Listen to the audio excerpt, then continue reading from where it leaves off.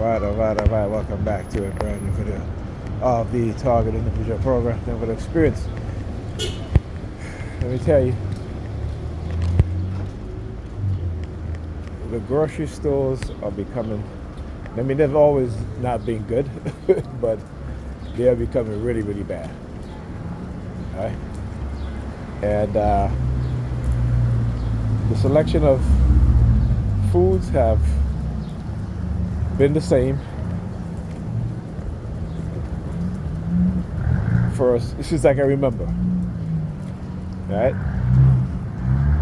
Not a lot of healthy choices because it is meant that way. So in the black community, when we talk about obesity and the reason why, the majority of black women in particular are obese, and the second group of obese women are Hispanic women and then Hispanic men, right?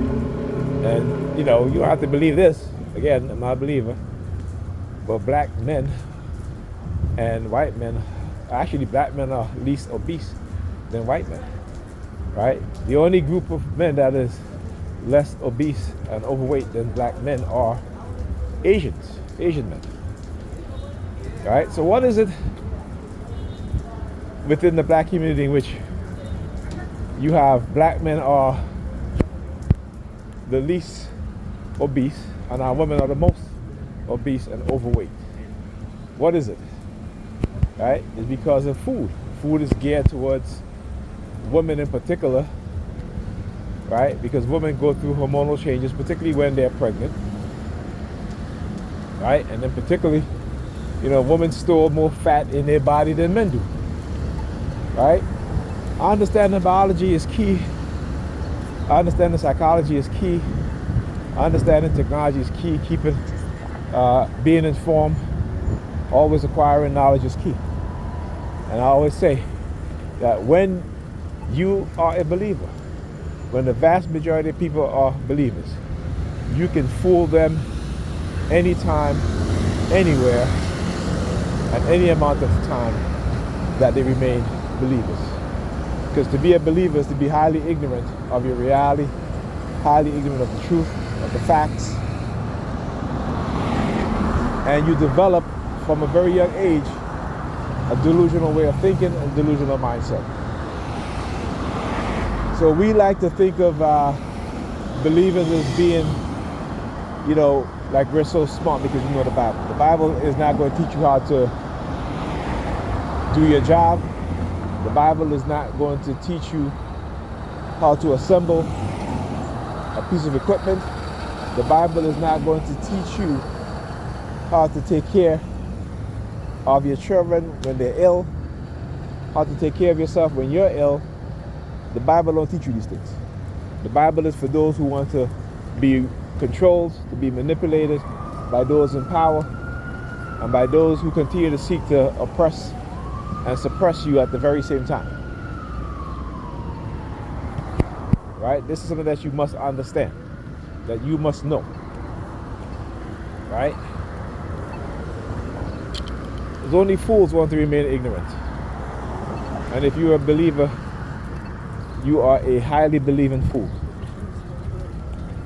Right? And again, I'll tell you, I was watching Dr. Ray Higgins this morning, and he was talking about the Gospel of Mark, right? And how many Christians, if you read your Bible, it tells you that Mark 9 through 20, I believe, that it is something that was added in later. It was not part of the original Gospels, the original documents that form the Bible. It tells you that. And it tells you that the vast majority of biblical scholars agree that it is a forgery. Right? Go look it up. Go and look it up. Also, I just learned this today and I had to post it on Facebook. Like I said, when you're always looking for knowledge, because again, it's not to say that you're boasting about being smart or intelligent, but knowledge is something that you have to share to people and share to each other, right? The word, and I talked about this, how white people will take African languages, African words, African heroes, sheroes, and villainize them, and make us villainize them while we worship and praise. There, color red again. And how they worship and praise the murderers of our people, and we worship these Caucasians as if, they are our heroes, right? How can that be your hero when they murdered your ancestors? Right? How could that be? She's looking like she mean mugging, right? So the word, we used to say the word, what was it? I forgot. So, but it'll come back to me.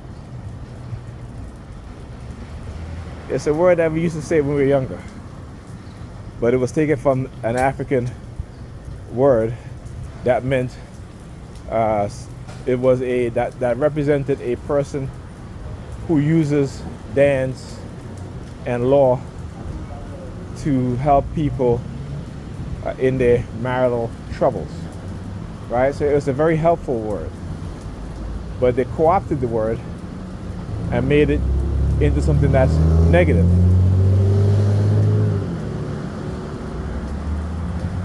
All right, and if I remember, I'll do another video on the word.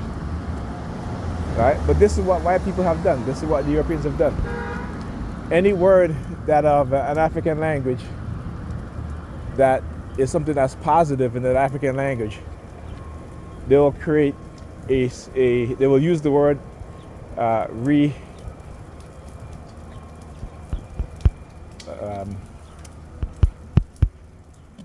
not rename it, as to say, but they may rename it, but something that's going to be close to the original, or they pronounce it differently.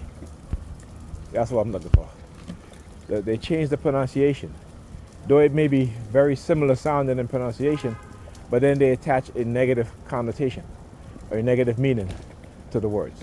This is what they have always done, right? Like the N-word, okay? The N-word in its original pronunciation is Niger, right? So they added another G, right? And Niger means king, means ruler.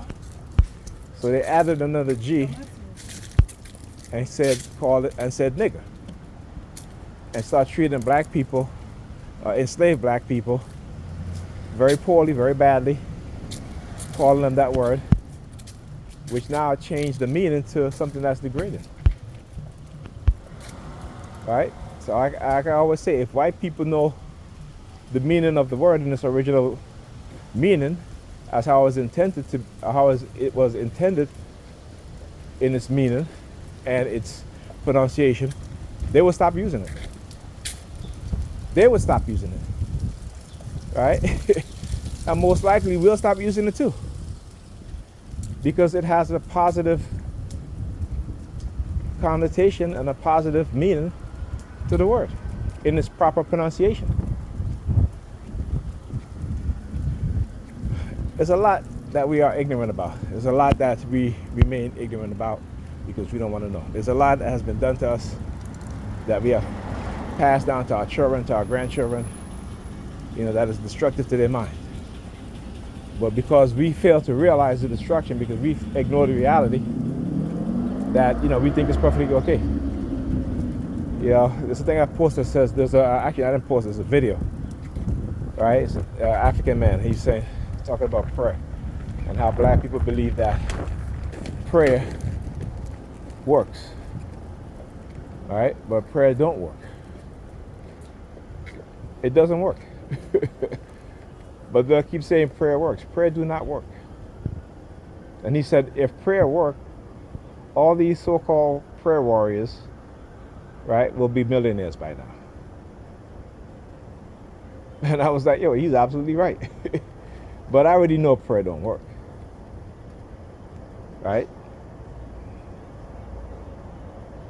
So it doesn't surprise me at all. But people think that because they pray and because they got a positive outcome out of one prayer and ignore the fact that they've been praying for how many thousands of times and nothing ever happened, no positive outcome ever happened that they prayed for. But that one prayer is proof that prayer works. I want you to understand our cognitive dissonance. All right? Our ignorance. Talk to you guys in the next video.